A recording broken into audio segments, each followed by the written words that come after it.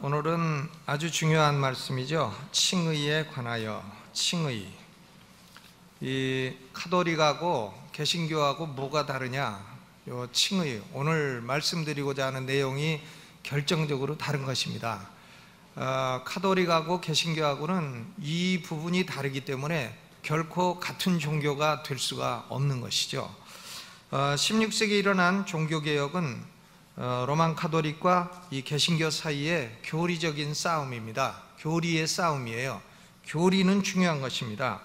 이 교리 분쟁의 핵심이 바로 이신득의, 칭의, justification에 관한 문제였습니다. 이건 뭐냐면은 죄인들이 어떻게 하나님 앞에서 의로운 자로 인정을 받을 수가 있느냐, 다른 말로 하면 죄인들이 어떻게 천국에 들어갈 수 있느냐, 이것입니다. 아주 중요한 문제죠. 종교개혁, 개신교 종교개혁의 슬로건이 솔라 피데, 오직 믿음으로 라고 하는 슬로건인데, 개신교를 일으킨 종교개혁가들 마르틴 루터, 존 칼빈, 그리고 즈빙글리, 이런 사람들은 죄인은 오직 믿음으로만 하나님 앞에 의롭다함을 얻게 된다. Justification by faith alone. 오직 믿음으로만 의롭다함을 얻게 된다. 이 이신득의의 교리에 완전히 일치를 본 것이고 로만 카톨릭의 가르침에 반기를 들은 것입니다. 이 마르틴 루터는 이신득의의 교리는 교회가 일어나느냐 쓰러지느냐 하는 관건이라고 했어요. 또 칼빈 선생 역시 기독교 진리의 모든 것이 이신득의에 달려있다. 그러니까 이신득의가 잘못되면 나머지는 다 잘못되는 것이라고 그렇게 말을 했습니다. 기독교의 다른 교리가 중요하지 않다 하는 의미가 아니라 이신득의 교리 자체가 복음이라는 말씀인 것입니다. 그러니까 이신득의가 잘못되면 다른 교리도 복음이 될 수 없기 때문이다, 이런 말씀이죠. 사도행전 16장 30절에서 빌립보 간수가 역사상 우리 인간이 질문해야 될 가장 중요한 질문을 했습니다. 선생들아, 내가 어떻게 하여야 구원을 얻으리이까? 얼마나 중요한 질문이에요. 내가 어떻게 하여야 구원을 얻으리이까? 내가 착한 일을 하면 어느 정도를 해야 됩니까? 내가 헌금을 하면 얼마를 해야 됩니까? 내가 기도를 하려면 몇 시간을 해야 구원을 받을 수 있습니까? 뭐 그런 의미로 물어봤겠죠. 진실로 몰라서 물은 물음이었습니다. 빌립보 간수가 질문을 했어요. 이 큰 질문에 대한 사도 바울의 대답은 의외로 간단합니다. 가로되 주 예수를 믿으라, 한마디예요. 그리하면 너와 내 집이 구원을 얻으리라. 주 예수를 믿으라. 그리하면 너와 네 집이 구원을 얻으리라. 바울의 대답이 바로 이신득의의 교리의 핵심인 것입니다. 이 이신득의의 교리는 인간의 문제가 무엇인가를 말해주고 있습니다. 인간의 문제는 하나님은 의로우신 하나님이신데 인간은 의롭지 못하다. 이것이 인간의 근본적인 문제입니다. 그러므로 의롭지 못한 인간이 의로우신 하나님 앞에 설 수가 없다. 그게 문제죠. 의로우신 하나님 계신 천국에 들어갈 수가 없다. 이것이 인간의 근본 문제인 것입니다. 시편 130편 3절에 이스라엘 백성들은 성전에 올라갈 때, 순례를 할 때에 성전에 올라가면서 이런 노래를 불렀습니다. 여호와여, 주께서 죄악을 감찰하실진데 주여 누가 서리이까? 주께서 죄악을 감찰하시면 누가 주님 앞에 설 수가 있겠습니까? 이 대답은 뻔한 거예요. 아무도 주께서 죄악을 감찰하시면 주님 앞에 설 수 있는 사람이 없다. 이런 뻔한 대답이 나오는 질문인 것입니다. 하나님의 의의 기준에 도달을 해서 스스로 의로운 자가 되어서 하나님 앞에 설 수 있는 사람은 아무도 없다는 말씀인 것입니다. 그런데 시편 130편 4절, 바로 그 뒷귀절은 소망을 주고 있어요. 그러나 사유하심이 주께 있음은 주를 경외케 하심이니이다. 주님에게는 용서가 있다는 겁니다. 사유하심이 주께 있다. 하나님이 죄인들의 죄를 사유하시고 하나님이 죄인들을 의롭게 하심으로 하나님 앞에 설 수 있게 하신다는 그런 말씀인 것입니다. 복음을 알지 못하는 사람들은 모두 다 자신의 선행으로서 하나님의 의의 기준에 도달해 보려고 합니다. 그러니까 다 모든 종교가 다 그런 거 아닙니까? 착하게 노력을 해가지고는 어떻게 죄를 좀 이겨내고 자기가 열심히 노력해가지고 도를 닦아갖고 선을 좀 쌓고 덕을 쌓고 업적을 쌓아가지고는 그래서 하나님의 의의 기준에 도달을 해가지고는 그래서 극락이 되었던 천국이 되었던 어디 좋은 데를 가보려고 하는 그런 생각을 하고 있어요. 복음을 알지 못하는 사람들은 다 자기의 선행으로 하나님의 의의 기준에 도달하려고 하는 것입니다. 그러나 로마서 3장 20절은 이런 시도를 한마디로 일축해버립니다. 그러므로 율법의 행위로 그의 앞에 의롭다 하심을 얻을 육체가 없나니 선행으로 하나님 앞에 의롭다 하심을 얻을 수 있는 사람은 단 한 명도 없다는 말씀인 것입니다. 그러면 인간은 하나님 앞에 설 수도 없고 또 자기의 노력으로 의로워질 수도 없고, 이런 걸 뭐라고 하냐면 딜레마라고 합니다. 딜레마, 어려운 난국, difficult situation, 어려운 난국이란 말이죠. 이 딜레마를 어떻게 해결할 수가 있나? 사도 바울이 로마서 1장 16절 17절에서 이신득의의 진리를 소개하고 있습니다. 내가 복음을 부끄러워하지 아니하노니 이 복음은 모든 믿는 자에게 구원을 주시는 하나님의 능력이 됨이라. 이 딜레마는 복음으로 해결될 수 있다는 거예요. 복음으로. 첫째는 유대인에게요, 또한 헬라인에게로다. 복음에는 하나님의 의가 나타나서 오직 믿음으로 믿음에 이르게 하나니 기록된 바 오직 의인은 믿음으로 말미암아 살리라 함과 같으니라. 사람이 의인이 되어서 하나님 앞에 설 수 있는 길이 있다. 그게 뭔가 하면 복음을 믿는 길이다. 이것이 로마서 1장 16절 17절의 말씀인 것입니다. 위대한 종교개혁가 마르틴 루터 선생은 성경에서 하나님의 의라고 하는 단어를 가장 두려워했어요. 가장 두려워했습니다. Righteousness of God, 하나님의 의. 왜냐하면 루터 선생은 하나님의 의는 죄인들을 처벌하시는 하나님의 공의로 생각을 했기 때문인 것입니다. 그래서 루터는 하나님의 의의 기준에 도달을 하기 위해서 고행과 금식을 많이 했습니다.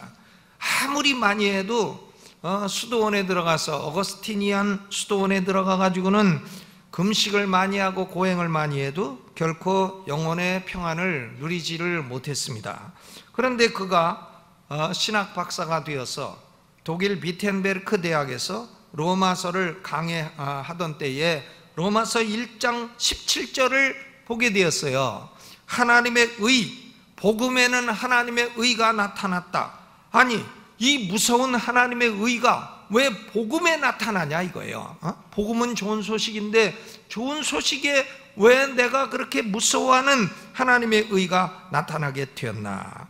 그런데 루터는 로마서 1장 17절을 공부하다가 복음에 나타난 하나님의 의는 죄인들을 벌 주시는 공의가 아니라 죄인들을 사랑하셔서 죄인들에게 나누어 주는 그런 하나님의 의로다.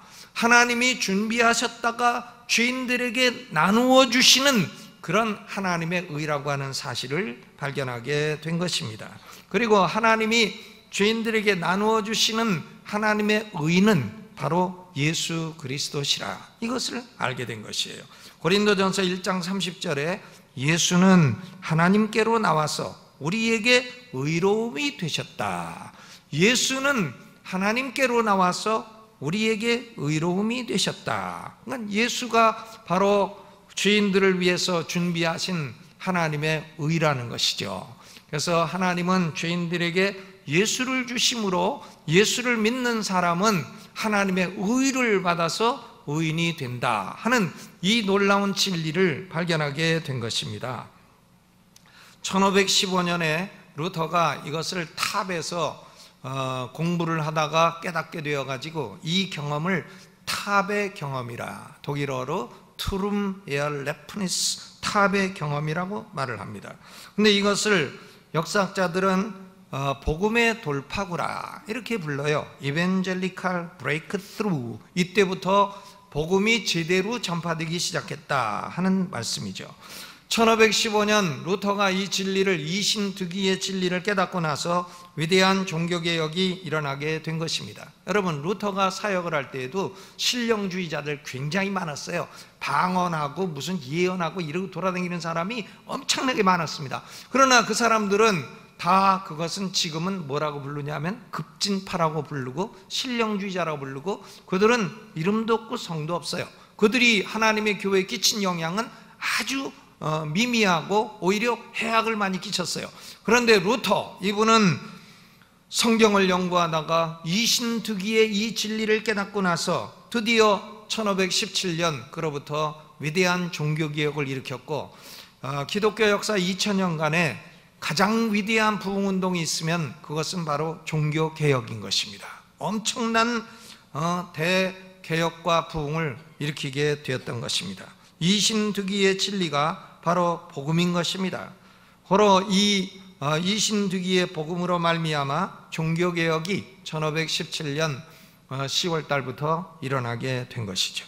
그러면 우리가 공부하고자 하는 칭의, justification의 기본 개념은 무엇인가? 로만 가톨릭과 개신교는 어떤 점에서 다른가? 이것은 복음을 이해하는 데 있어서 가장 중요한 관건이고요, 가톨릭과 개신교의 차이를 이해하는 가장 중요한 관건인 것입니다. 칭의가 뭐냐 하는 기본 개념은 가톨릭과 개신교나 다를 바가 없어요. 칭의란 하나님이 죄인들을 의인이 되었다고 선언하시는 것입니다. 하나님의 선언이에요. 죄인을 너희가 의인이다, 너는 이제 천국 갈 수 있다, 이렇게 선언하는 하나님의 선언이 칭의입니다. 하나님이 선언하셔야 돼요. 자기 스스로가 내가 의인이다 그래봐야 그것은 말짱 헛겁니다. 하나님이 God's declaration, 하나님의 선언이에요. 죄인들을 의인이 되었다고 선언하시는 것입니다. 그런데 언제, 어떤 조건으로, 어떤 의미로, 어떻게 하나님이 죄인들을 의인이라고 선언을 하시는가? 이 문제가 로만 가톨릭과 개신교의 가장 중요한 차이점인 것입니다. 루터와 칼빈, 개신교는 법정적인 칭의를 주장했어요. Forensic righteousness 혹은 Forensic justification, 법정적인 칭의입니다. 그러니까 죄인들이 예수 그리스도를 구주로 믿을 때에 하나님이 죄인들의 죄를 용서하실 뿐만이 아니라 죄인들을 법적으로 의로운 존재가 되었다고 선언하시는 겁니다. 그러니까 하나님이 재판을 해도 의로운 존재이기 때문에 죄인이 안 되는 거죠. 법적으로 의로운 존재이기 때문에. 그러나 법적으로는 의로운 존재가 되었어도 실질적으로는 죄를 짓는 존재인 것입니다. 그러므로 루터의 공식은 그리스도인이란 의인이면서 동시에 죄인인 것이에요. 의인이며 동시에 죄인, 이것이 마르틴 루터의 공식입니다. 법적으로는 의인이라도 실질적으로는 죄인이기 때문에 성화의 과정을 겪어나가야 한다. 이것이 마르틴 루터의 이해였습니다. 그러나 로만 가톨릭은 루터의 주장을 법적인 허구라고 비판했어요. Legal fiction이라, 법적인 허구라고. 사람이 아직도 죄를 짓고 있는데 하나님은 어떻게 아직도 죄를 짓고 있는 인간을 의롭다고 선언하실 수가 있느냐? 말 되죠. 아직도 죄 짓는 사람을 어떻게 하나님이 의롭다고 선언할 수 있느냐? 죄인을 의인이라고 선언하신다면 하나님이 거짓말장이냐? 이게 가톨릭의 말이에요. 그러므로 사람이 하나님으로부터 의롭다 하심을 선언받으려면 실질적으로 의로운 자가 되어야 한다. 이것이 가톨릭의 이해인 것입니다. 실질적으로 죄가 없는 의인이라야 하나님이 의롭다고 선언하실 수가 있다 하는 말인 것이죠. 그런데 실질적인 의인은 단번에 얻을 수 있는 것이 아니라 영세로부터 시작해서, 영세, 베프티즘, 영세를 받음으로부터 시작해서 평생에 걸쳐서 지속적으로 이루어지는 것이라는 그런 주장인 것입니다. 로만 가톨릭은 하나님은 실질적으로 의로운 사람을 의롭다고 선언하셔야 하나님이 거짓말쟁이가 되지 않으신다는 것입니다. 진짜 의인을 의인이라고 선언하셔야 한다는 말이에요. 그러니까 로만 캐토릭의 칭의 개념은 분석적이라고 볼 수 있어요. 애널리티칼, 분석적입니다. 삼각형은 각이 세 개다. 뻔한 말 아니에요? 삼각형이 각이 세 개니까 삼각형이지. 사각형은 각이 네 개다. 이런 걸 분석적이라고 말합니다. 원은 동그랗다. 뻔한 말이죠. 뻔한 말입니다. 그러니까 의인은 의인이다. 여기 이제 분석적이죠. 의인은 의롭다. 그러니까 카톨릭의 칭의 개념은 분석적인 개념인 것입니다. 그러니까 카톨릭은 의로운 존재라야 하나님이 의인이라고 선언하실 수가 있고 그래야만 마땅하다, 이런 말인 것입니다. 그러나 이런 로만 카톨릭의 사상은 아마추어 같은 현대 이단 많잖아요. 이단도 조금 아마추어 같아. 무슨 하나님 어머니도 계시고 하나님 아버지도 계시고 하나님 삼촌도 계시고 하나님 고모도 계시고 뭐 그런 이상한, 대한민국의 그런 이단들은 웃깁니다. 아주 이단이 아마추어예요. 아주 거짓말을 해도 상당히 유치하게 거짓말을 해요. 그러니까 그런 이단들은 아마추어 같은 이단 아닙니까? 그런데 이 카톨릭은 벌써 이게 인간을 속이는데 수천 년의 경험을 가진 그런 마귀의 고도의 속임수에 불과한 것입니다. 표면적으로는 옳은 소리 같으나 하나님은 의인을 의인이라고 선언해야 된다. 옳은 소리 같아요. 의인이 의인이지 죄인이 어떻게 의인이냐. 아주 옳은 소리 같습니다. 그러나 이것은 수천 년 묵은 이무기 마귀의 소리에 불과한 것이에요. 성경은 의인은 없나니 하나도 없도다. 실질적으로 의로워서 하나님에게 의인이라고 칭함받을 수 있는 사람은 단 한 명도 없다고 명백히 선언하고 있는 것입니다. 카톨릭은 믿음으로 의롭다함을 얻는다, 이신득위를 주장하는 듯이 보여도 사실은 이행득위를 주장하는 그런 사상이고요. 이것은 복음에 대한 전면적인 부인인 것입니다. 카톨릭의 칭의 개념은 분석적이다. 의인이라야 의인이라고 부를 수 있다, 이런 말인 것입니다. 그러나 개신교의 칭의 개념은 종합적이에요. 합성적이라 synthetic이라고 말할 수 있어요. 즉 의가 없는 의인에게 하나님이 외부로부터 온 의를 덧입혀 주심으로 의가 합성됨으로, 의가 우리에게 합해짐으로 우리가 의인이 된다. 그러니까 개신교의 의의 개념은 밖에서 온 의를 우리가 받아서 의인이 된다. 그러나 우리 자체는 안에는 의가 없기 때문에 하나님이 의인이면서도 속에는 의인이라고 인정을 해주면서도 사실은 속에는 죄가 있는 의인이며 동시에 죄인인 그런 합성적인 개념을 갖고 있는 것이 개신교인 것입니다. 카톨릭은 분석적이고 또 개신교는 합성적이다, 애널리티칼한 개념과 신테릭한 개념이 칭의의 개념에 대립이 되고 있다 하는 말씀이죠. 그렇다면 개신교가 법정적인 칭의를 주장하는 근거가 뭐냐? Ground of Justification, 근거가 뭐냐? 우리 신앙고백서 11장 1항 후반에 보니까 모든 율법에 대한 그리스도의 능동적인 순종과 그리스도의 죽으심에 이르는 수동적인 순종을 그들의 전적이고 유일한 의로 전가함으로써 그들을 의롭다 칭하는 것이다 그랬어요. 여러분, 우리 죄인들이 의인이 되는 유일한 근거는 그리스도의 공로예요. 아멘. 그리스도의 공로로 우리가 의인이 되는 겁니다. 그러면 그리스도는 무슨 공로를 세웠나? 두 가지 공로를 세웠어요. 하나는 능동적인 순종, 그리고 또 하나는 수동적인 순종입니다. 능동적인 순종이라는 것은 그리스도가 전혀 죄가 없는 완전히 의로운 삶을 살았다는 얘기인 것입니다. 그래서 우리 죄인들에게 나누어 줄 수 있는 완전한 의를 준비해 주신 것이에요. 이것이 능동적인 순종입니다. 여러분, 예수님은 우리와 똑같은 인성을 가지셨을 때 죄가 있으십니까? 없으십니까? 죄가 없으시죠. 예수님이 무슨 죄가 있다든가 이런 말 하는 놈은 그건 마귀예요. 마귀. 그건 마귀 들어가지고 헛소리하는 사람인 것입니다. 예수님이 만약에 삶 가운데 죄가 하나라도 있으셨으면 우리는 의인이 될 수 없는 거예요. 우리는 천국 들어갈 수 없는 겁니다. 어떤 분은 뭐 예수님이 인도 가서 여자하고 연애해갖고 뭐 애도 낳았다는데 그런 마귀 같은 소리를, 그런 사람은 지옥 가다 아랫목에 갈 사람인 것입니다. 그 마귀 소리예요. 그것은 그 귀신 들어도 수십 명 들은 소리인 것입니다. 예수님은 능동적인 순종, 완전히 죄가 없는 의로운 삶을 사셨고 그 완전한 의를 우리에게 전가해 주시는 것입니다. 전가. 그리고 또 하나는 수동적인 순종이에요. Passive obedience.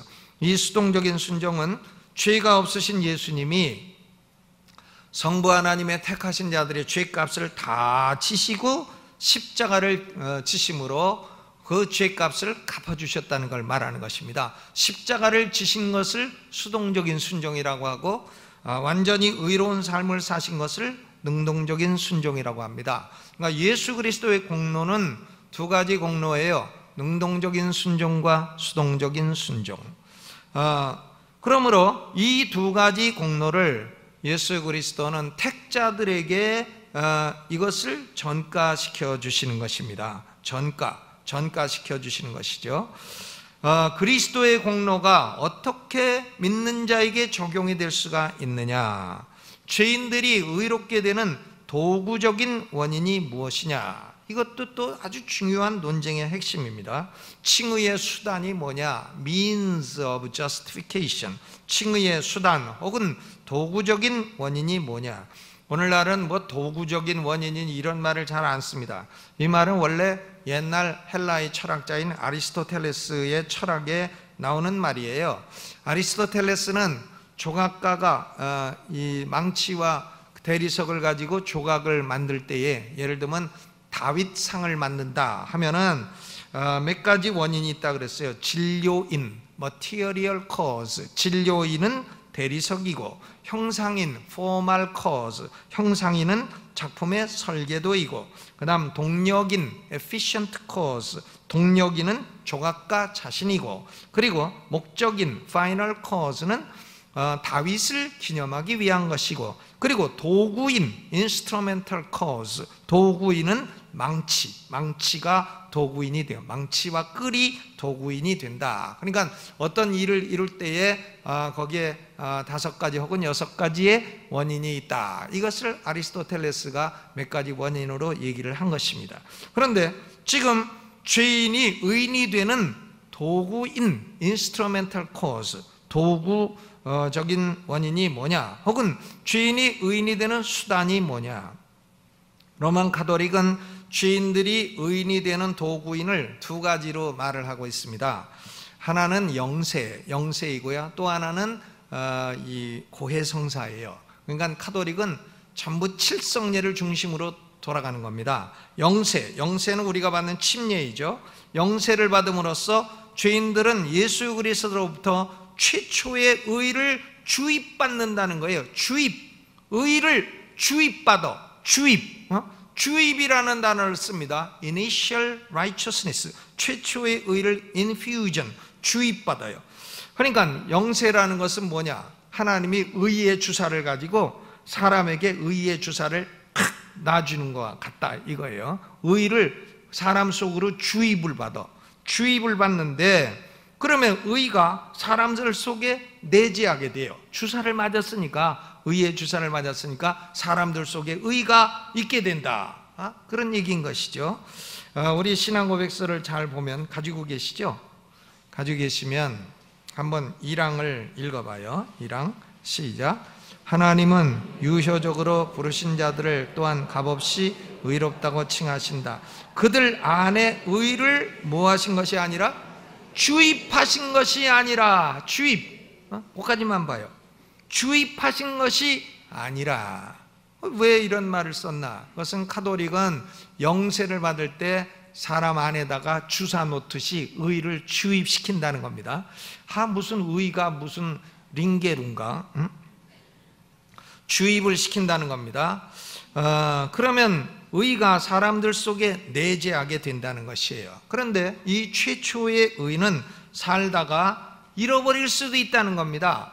사람의 죄가 두 가지 종류가 있는데, 사소한 죄, venial sins, 사소한 죄를 지으면 잃어버리지 않지만 중죄, mortal sins, 죽음에 이르는 죄를 짓게 되면 이 최초의 의를 잃어버리게 된다는 거예요. 그 중죄가 뭐냐? 사람 따라 다 틀린데 대부분 뭐 살인죄, 간음죄, 성령해방죄, 신성모독죄 이런 죄는 꼭 들어가 있어요. 그러니까 이런 종류의 죄를 짓게 되면 최초의 의를 잃어버리게 된다는 거예요. 그러므로 로만 가톨릭은 인간은 중죄를 짓지 않음으로써 최초의 의, 주입된 의를 유지해야 될 의무가 있다는 겁니다. Maintain righteousness, 의를 유지를 해야 된다. 그런데 참 편리하게도 중죄를 지었다, 뭐 간음죄를 지었다. 그러니까 장경동 목사님 그러잖아요. 천국 가니까 바람핀 사람이 남편이 꽃 하나씩 달고 있는데 어떤 여자가 자기 남편 보니까 안개꽃 달고 나왔더라고. 그러니까 뭐 아주 바람을 많이 폈다는 얘기인데, 그러니까 신부들도 이제 고해성사를 받는데 하도 여자들이 와가지고 바람 폈습니다 그러니까 신부가 그랬다잖아요. 바람 폈다 그러지 말고 넘어졌다 그래라. 넘어졌다. 근데 이제 그 도시의 시장님이 와가지고 신부 고해성사를 하는 거 들으니까 여자들마다 와갖고 어저께 2번 넘어졌습니다, 3번 넘어졌습니다 해서, 그러니까 아이고 우리가 도로가 잘못됐나? 도로를 잘 고쳐야 되겠다 하니까 신부가 그랬다잖아요. 아이고 시장님 사모님 자주 넘어지십니다. 그랬다는 확인이 안 된 얘기가 있습니다. 근데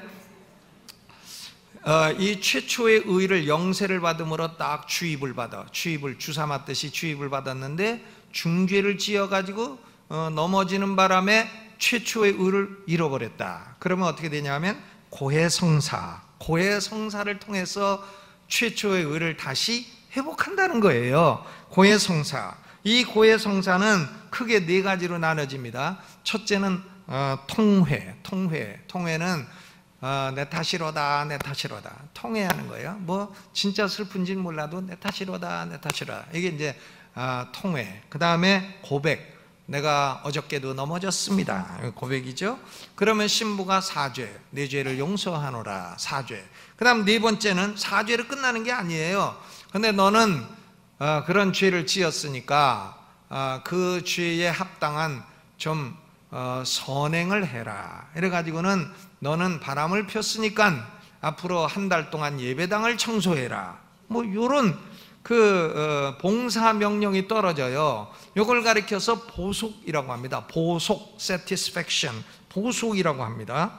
그러면 일종의 보속이란 죄값을 치르는 선행인 것이죠. 이런 보속의 행위를 하게 되면 인간은 소위 재량공로, congruous merit, 재량공로라는 것을 얻게 되어서 최초의 의를 회복하게 된다는 것입니다. 그런데 만약에 이 보속 행위를 다 하지 못하면 어떻게 되나? 그 사람은 연옥, 천국에 못 가고 연옥에 가가지고 연옥에 가서 그거를 나머지를 다 이제 떼워야 된다. 이제 이런 참으로 크레이지한 교리 구조인 것입니다.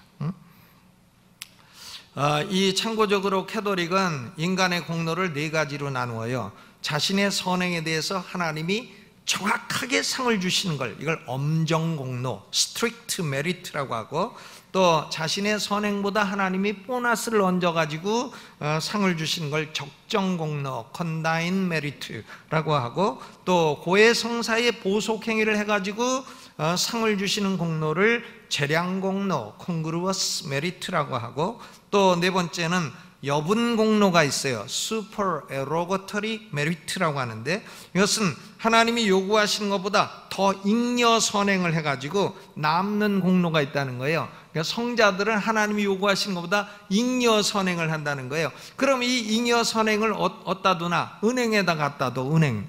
선행 은행이 있어. 그럼 은행에 갖다 두면 이제 그게 모자라 가지고 연옥에 가 있는 사람들은 그걸 돈 주고 사서 이제 공로가 모자라는 걸 채워가지고 천국에 가게 된다 하는 것이 소위 뭐냐면은 면죄부 사상인 것입니다. 면죄부. 그렇죠.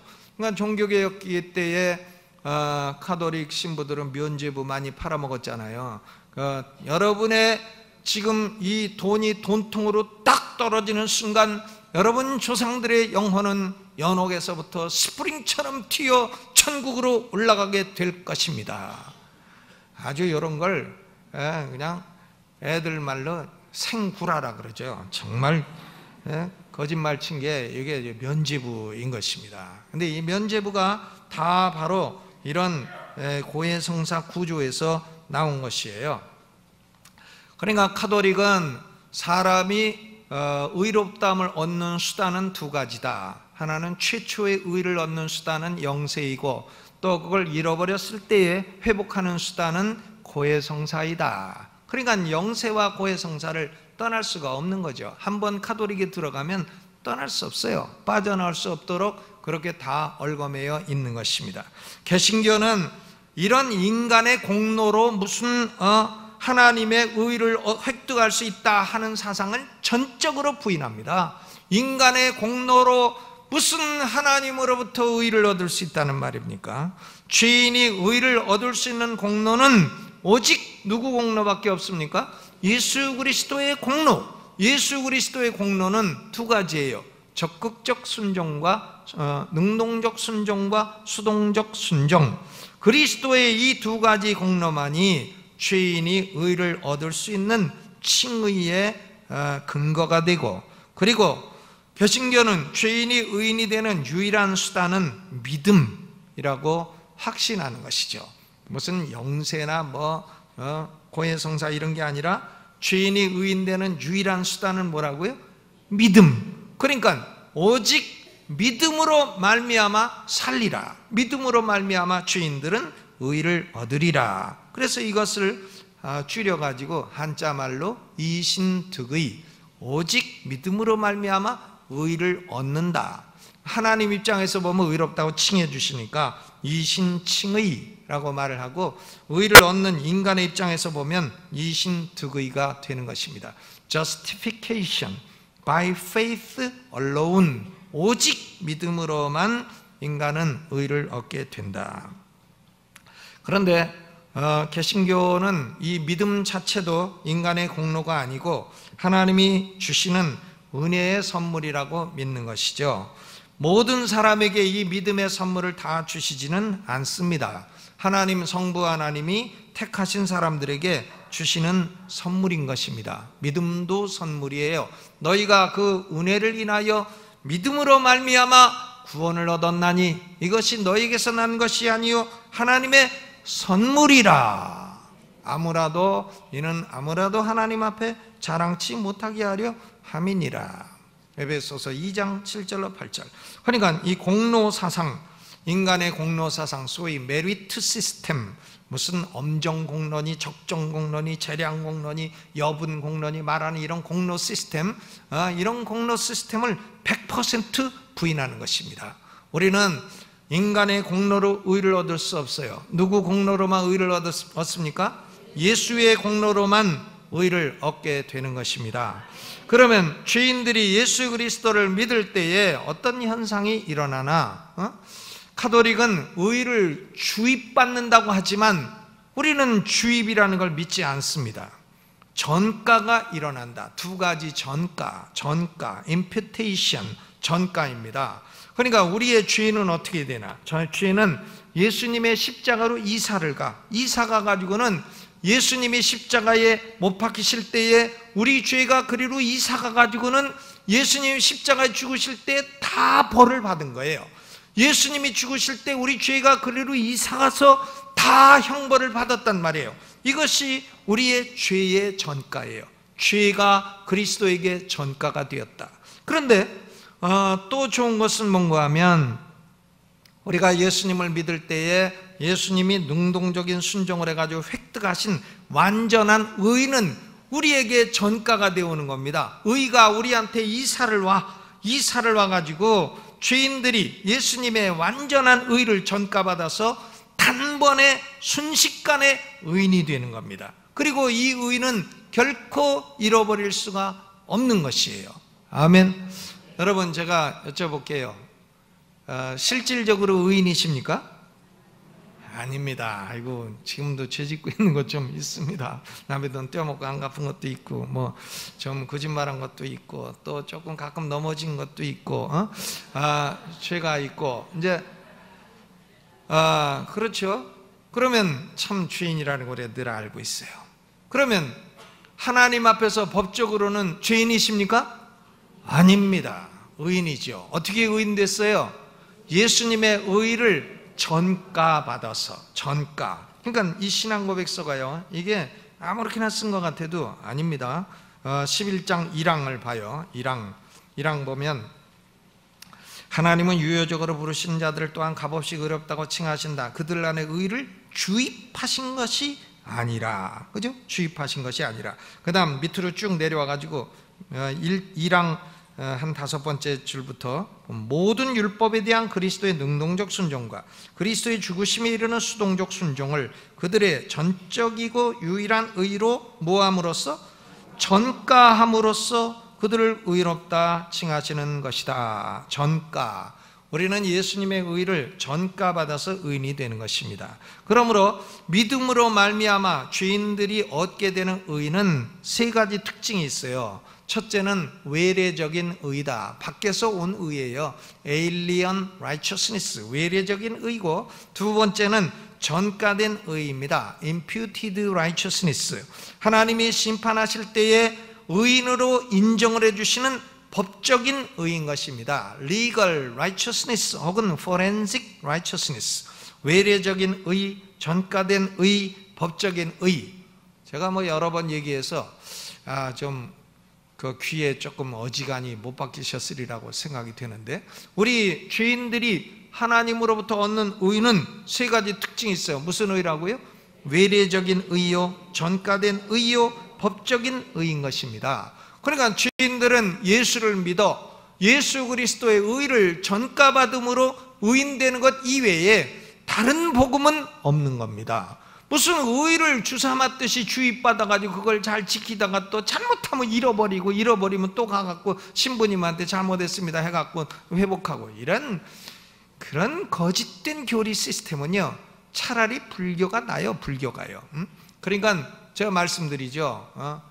이 현대 이단들, 무슨 뭐 요새 나오는 이단들, 그건 아마추어 이단 아닙니까?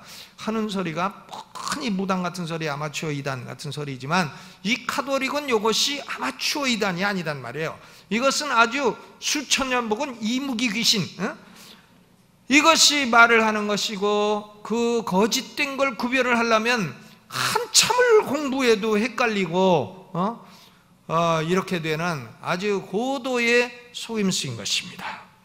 여러분, 개신교가 가르치는 이신득이의 복음 이외에 다른 복음은 없는 것입니다. 없는 것이에요. 저는 가끔 가톨릭 신부들하고 만나는데, 신부 만나면 항상 담배를 펴. 그래서 저는 속으로 생각하면, 야, 그런 거는 중학교 다닐 때 피는 거다. 중학교, 고등학교 때나 중동고등학교 다닐 때. 전 중동고등학교 다닐 때 담배 펴갖고 꽁쳐가지고 그 앞에 조계사 있어요. 조계사, 스님 머리 맞추기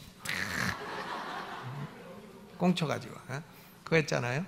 근데 이렇게 복을 딱, 신부복을 딱 푹푹 펴대고, 그게 무슨 보면 아주 옆에 있기도 싫어. 냄새에 지독해갖고. 거기다 또 약주는 왜 이렇게 많이 드셔? 약주, 그런 건 좀 대학 다닐 때 좀 먹다가 그만두는 거지. 그런 걸 여태 먹고 계시냐? 그리고서 옷만 폼나게 입고 다녀. 옷만 폼나게 입고 다니다가 또 가끔 나타나서 또 정치적인 헛소리를 또 한마디씩 하네요. 무슨 웃깁니다. 그 헛소리죠. 아니, 우리나라가 잘 되려면 일단 여당이고 야당이건 간에요, 여당이건 야당이건 간에 종북 친북 이런 거 해서 안 됩니다. 그런 거 하면 나라 망하는 거지. 그게 그런 거 하는 놈들을 갖다가 풀어줘라 하면 됩니까? 그건 뭐 야당도 마찬가지고 여당도 마찬가지예요. 어느 나라 사람, 어느 출신도 다 마찬가지예요. 그런 거 하면 안 되는 것이죠. 그런 거 하면 나라가 망하고 다 죽으면 자기도 먼저 죽을 건데. 여러분, 로만 가톨릭과 개신교는 비슷한 종교 같아도요, 죄인이 어떻게 하여야 의인이 되겠느냐 하는 질문에 대해서는 7가지 다른 대답을 하고 있어요. 7가지. 지금 제가 다 얘기한 건데 정리를 하겠습니다. 첫째로, 칭의의 근거는 개신교는 오직 그리스도의 공로뿐이지만 로만 캐톨릭은 그리스도의 공로와 인간의 공로가 혼합되어 있어요. 혼합되어 있습니다. 아주 잘못됐어요. 그 다음 두 번째, 칭의의 수단에 대해서 개신교는 오직 믿음으로 이것을 주장하지만 로만 캐톨릭은 그게 아니라 영세와 고해 성사라고 하는 그 성례전 가운데 2가지인 것입니다. 그리고 세 번째로, 칭의의 개념이 개신교는 합성적이에요. 원래 내게 있지 않지만 밖에서 들어와서 내게 합성되었다, synthetic. 그러나 로만 가톨릭은 분석적입니다. 의인을 의인이라고 해야 된다, 애널리티컬한 것이에요. 또 개신교는 법정적인 칭의를 말하지만 로만 캐톨릭은 그러므로 실질적인 의를 말하는 것입니다. 실질적으로 의로워야 의인이다, 이건데 이 세상에 실질적인 의인은 어디 있습니까? 한 명도 없죠. 그러니까 의인은, 가톨릭의 의인은 그런 개념으로는 한 명도 의인이 없는 것이죠. 또 네 번째, 칭의의 과정에서 개신교는 전가를 말하지만, imputation, 전가를 말하지만 로만 캐톨릭은 주입, infusion, 주입을 말합니다. 그러니까 의가 주입되었다 이런 소리 하는 사람은 그건 다 캐톨릭 신부예요. 의가 전가되었다 이렇게 말하는 사람은 개신교 목사인 것입니다. 그리고 의란, 다섯 번째로, 의란, 개신교는 외부에서 온 외래적인 의지만 로만 캐톨릭은 외래적인 의가 주입이 되어 가지고 사람 안에 내재적인 의가 되어서 그 의를 유지해야 된다는 겁니다. 내재적인 의. 그러니까 사망, 우리 그 사망 읽어보시죠. 사망 맨 끝머리 읽어봐요. 그들의 칭의는, 시작, 그들의 칭의는 그들 안에 내재해 있는 어떤 공로에 의한 것이 아니라 오직 값없는 은혜에 의한 것이다 그랬어요. 그러니까 내재해 있는 어떤 의가 아니다 이거죠. 우리 개신교는 외래적인 의를 말하지만 캐톨릭은 사람 안에 주입된 내재적인 의를 말하는 것입니다. 그 점이 달라요. 또 의는 개신교, 특히 개혁주의는 그 의를 잃어버릴 수 없다고 말을 하는데 로만 캐톨릭은 그 의를 잃어버렸다 찾았다 한다 하는 거죠. 그러니까 lost and found, 잃어버렸다 찾았다. 무슨 의를 잃어버렸다 찾았다. 제가 보면 의와 구원을 잊어버렸다 찾았다 할 수 있으면 우리는 다 잊어버리죠. 다 잊어버립니다. 그러나 하나님은 예수 그리스도의 우리에게 전가시켜준 의는 결코 잊어버릴 수 없어요. 우리에게 의의 옷을 한번 입혀주시면 결코 벗기시지 아니하시는 것입니다. 7번째, 칭의는 개신교에서는 단번에 영원히 얻는 것이라고 하는데, 단번에 instantaneous, 단번에 영원히 얻는 칭의입니다. 그러나 로만 가톨릭은 점진적으로 이루어지는 것이라, 이 생에서 다 못 이루면 내세에 가서도 연옥이라는 데 가서, 연옥, 난 성경에 연옥자 한 글자도 본 적이 없습니다만 연옥이라는 데 가서 그 의를 또 이루어야 천국에 들어갈 수 있다, 이런 얘기를 하는 것입니다. 그러니까 로만 가톨릭은 복음이 아니에요. 개신교의 칭의론만이 참된 복음입니다. 그러나 이 개신교 안에도요, 로만 캐톨릭의 칭의론의 잔재가 많이 남아 있어요. 같은 개신교라도 특히 아르미니우스주의를 따르는 개신교는 로만 캐톨릭의 칭의론의 잔재가 너무나 많이 남아 있어요. 그러니까 구원을 잃어버릴 수 있다든가 이런 소리 하는 사람들이 다 카톨릭의 칭의론의 잔재가 남아 있는 사람들인 것입니다. 그러니까 우리 성도들은 이런 점에서 고도의 분별력이 필요한 것입니다. 여러분, 우리는 의인입니까? 죄인입니까? 의인이면서 죄인이죠. 그런데 법적으로는 의인입니까? 죄인입니까? 의인이에요. 우리가 의인된 것은 잃어버릴 수 있습니까? 없습니다. 영원히 변할 수 없어요. 그러니까 여러분, 죽으면 천국 갑니까? 가봐야 합니까?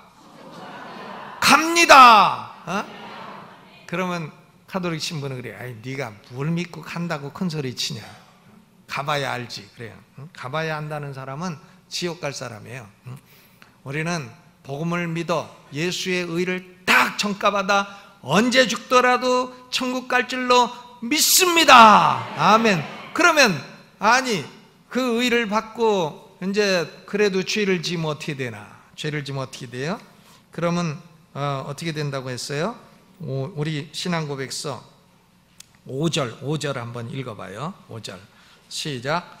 하나님은 의롭다 칭함을 받은 사람들의 죄들을 계속적으로 용서하신다. 그리고 비록 그들이 칭의의 상태에서 결코 떨어질 수 없다 할지라도 그들은 그들의 죄 때문에 하나님의 부성적인 진노를 살 수도 있다. 그리고 이런 경우에 그들은 스스로 겸손하고 죄를 고백하며 용서를 빌고 믿음과 회개를 새롭게 하기 전에는 대개 회복된 그분의 얼굴빛을 볼 수가 없다 그랬어요. 그러니까 우리가 의를 잃어버리지 않아도 그러면 됐다, 이제 천국 갈 티켓 따놨으니까 마음대로 살자, 무슨 구원파처럼 이제 천국 갈 티켓은 따놨으니까 술도 먹고 별짓 다 하고 또 다 하자. 나는 그 어른은 그렇게 하시면서도 그렇게 또 마지막까지 그렇게 하시는 거 보면 참 이해가 안 가요. 어떤 어른이라고는 말씀 안 드리겠습니다만은, 그러니까 그거. 근데 우리는 칭의의 상태에서 죄를 지면 아버지가 자식에게 진노하시는 그런 부성적인 진노는 살 수가 있다는 거예요. 그러면 아버지한테 ud어 터지기 전에 잘못했다고 고백하고 확 돌이켜가지고 ud어 터지는 일이 없으시기를 바랍니다. 근데 ud어 터지기는 터져도 그러면 우리가 그 칭의의 상태에서 떨어지는 거냐? 그런 건 아니라는 것이죠. 아멘. 그럼 마지막 6항, 구약시대 신자들의 칭의는 이 같은 모든 관점에서 신약시대 신자들의 칭의와 하나이며 동일하다. 구약시대 사람들도 다 오실 메시아를 믿어 의롭게 된 거고요, 우리는 오신 메시아를 믿어 의롭게 되는 거예요. 눈으로 못 보고 믿는 건 구약이나 신약이나 똑같아요. 똑같습니다. 그분들은 오실 메시아, 우리는 누구를 믿었어?